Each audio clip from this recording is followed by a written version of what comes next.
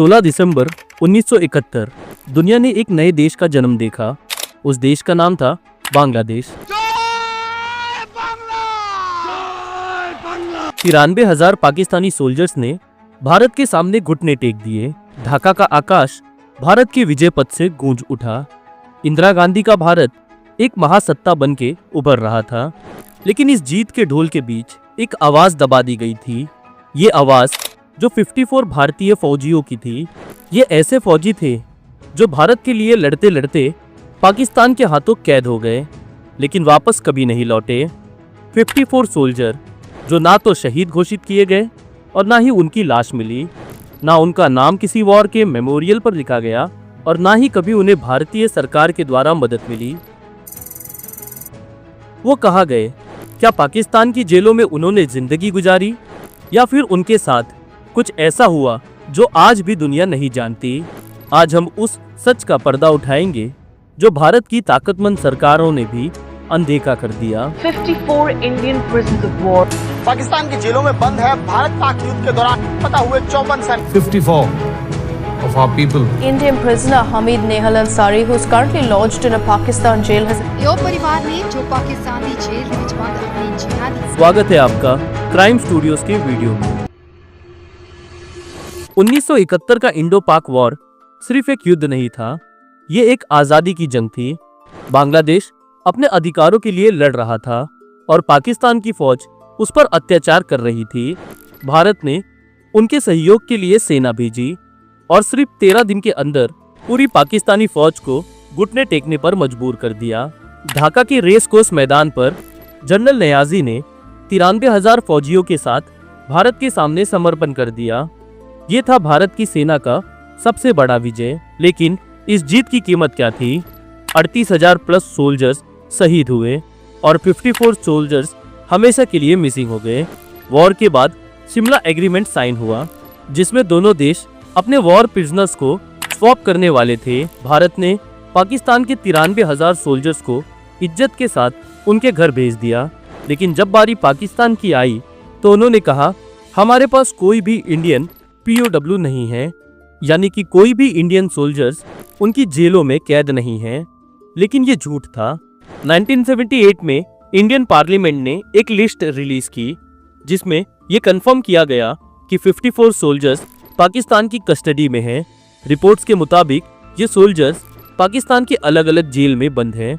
जब बेनजीर भुट्टो की सरकार आई तो उन्होंने माना कि पाकिस्तान की जेल में इंडियन वॉर प्रिजनर्स हैं, लेकिन 1999 में जनरल परवेज मुशर्रफ ने इसे कम्प्लीटली डिनाई कर दिया। आखिर पाकिस्तान सच क्यों नहीं बोलता? अगर हमारे सोल्जर्स मर चुके हैं तो उनकी बॉडीज या रिकॉर्ड्स क्यों नहीं दिए गए? अगर जिंदा हैं तो उन्हें वापस क्यों नहीं किया गया? क्या पाकिस्तान इन जवानों को टॉर्चर कर रहा है? क्या इन्हें जबरदस्ती इस्लाम कबूल करने पर मजबूर किया गया, या इन्हें स्पाई बना दिया गया? ये सवाल आज भी इंसाफ मांग रहा है। एक और शॉकिंग खबर तब आई जब 1974 में एक सोल्जर अशोक सूरी ने एक लेटर लिखा जो पाकिस्तान से इंडिया आया। इस लेटर में लिखा था, मैं जिंदा हूँ, मुझे बचा लो। ये सुनते ही इंडियन आर्मी ऑफिशियल्स शॉक हो गए, क्योंकि गवर्नमेंट ने उन्हें किल्ड इन एक्शन डिक्लेयर कर दिया था। मतलब इंडिया ने सोच लिया था कि वो मर चुके हैं। 1975 में कराची जेल से एक पोस्ट कार्ड आया जिसमें लिखा था कि 20 इंडियन सोल्जर्स यहाँ जिंदा हैं। तो सवाल ये उठता है, अगर ये लेटर्स फेक नहीं थे तो इंडिया ने इनके लिए सीरियस एक्शन क्यों नहीं लिया? इसके पीछे एक थ्योरी ये भी है कि इंदिरा गांधी ने 54 जवानों को इग्नोर इसलिए किया क्योंकि उनका एक और एजेंडा था, बांग्लादेश के लीडर शेख मुजीबुर रहमान की रिहाई। उनका मानना था कि अगर बांग्लादेश एक नए देश के रूप में आया है तो उनको एक लीडर की ज़रूरत है। अगर शेख मुजीब नहीं होते तो बांग्लादेश अनस्टेबल हो सकता था। तो क्या 54 सोल्जर्स को सिर्फ पॉलिटिकल बार्गेनिंग के लिए यूज़ किया गया? क्या ये एक डील थी जो उनकी बेल मांग रही थी? 2015 में सुप्रीम कोर्ट ने इंडियन गवर्नमेंट से पूछा, क्या आपको पक्का पता है ये सोल्जर्स मर चुके हैं? सरकार का जवाब ये था कि हमें कोई पक्का प्रूफ नहीं मिला। अगर प्रूफ नहीं मिला तो उन्हें ऑफिशियली डेड कैसे मान सकते हैं? अगर पाकिस्तान इनके होने से इनकार करता है तो फिर ये लेटर्स और रिपोर्ट्स का क्या मतलब है? ये case international court of justice ICJ में क्यों नहीं गया? क्योंकि इंडिया और पाकिस्तान के बीच एक बायलैटरल एग्रीमेंट है जो इंडिया को ICJ जाने से रोकता है। इस केस का अगर एक कंपैरिजन हम विंग कमांडर अभिनंदन जी के केस के साथ करें तो ये पता चलता है कि जब विंग कमांडर अभिनंदन जी को जब पाकिस्तान के हाथों पकड़ा गया तो पूरा देश एक आवाज में चिल्ला पड़ा। सोशल मीडिया ने धमाका मचा दिया, हर चैनल ने उसकी खबर दिखाई और सिर्फ 48 घंटों के अंदर अभिनंदन जी वापस भारत आ गए। क्या आपको पता है इसके पीछे पाकिस्तान का क्या रिएक्शन था? आप लोग खुद देख लीजिए। पैर कांप रहे थे, पसीने माथे पे थे और हमसे शाह महमूद साहब ने कहा, फॉरेन मिनिस्टर साहब ने, कि खुदा का वास्ता है अब इसको वापस जाने दें, क्योंकि 9 बजे रात को हिंदुस्तान पाकिस्तान पे अटैक कर रहा है। मगर सोचिए 1971 में ना तो कोई सोशल मीडिया था और ना कोई वायरल वीडियो।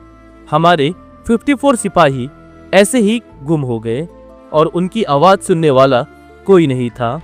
आज भी उनकी माओ की आंखें दरवाजे पर लगी हैं, उनके बचपन की कहानियां अधूरी हैं, उनकी पत्नियों की मांग सूख चुकी है और उनके बच्चों ने कभी अपने पिता का स्पर्श महसूस नहीं किया है। अब कुछ सवाल जो हर हिंदुस्तानी को सोचना चाहिए। क्या भारत की सरकार इन 54 फौजियों को वापस लाने के लिए कुछ करेगी? क्या पाकिस्तान ने इन सोल्जर्स को मार दिया या वो आज भी किसी अंधेरी जेल में है? क्या हमारा ये फर्ज नहीं बनता कि इनके परिवार को इंसाफ मिले? दोस्तों, ये कहानी सिर्फ 54 सिपाहियों की नहीं है, ये कहानी है भारत के इज्जत की। अगर आप एक सच्चे हिंदुस्तानी हैं तो इस कहानी को जितना हो सके शेयर करें। हर एक भारतवासी को ये सच पता चलना चाहिए। क्या पता किसी एक के आवाज से ही किसी माँ का बेटा वापस लौट आए। जय हिंद, वंदे मातरम। हम चाहते हैं कि अपने मरने से पहले उनके दर्शन करें। 100 ਤੋਂ ਉੱਪਰ ਜੰਗੀ ਕੈਦੀ ਅਜੇ ਵੀ ਪਾਕਿਸਤਾਨ ਦੀਆਂ ਜੇਲ੍ਹਾਂ 'ਚ ਬੰਦ ਹਨ। मेरे प्यारे पापा, जान से प्यारे पापा, कब आओगे सरहद पार से, हमें गले लगाओगे। देश और देशवासियों की तरह सोया है भगवान, कब जागेगा जे भगवान और जागेगा हिंदुस्तान।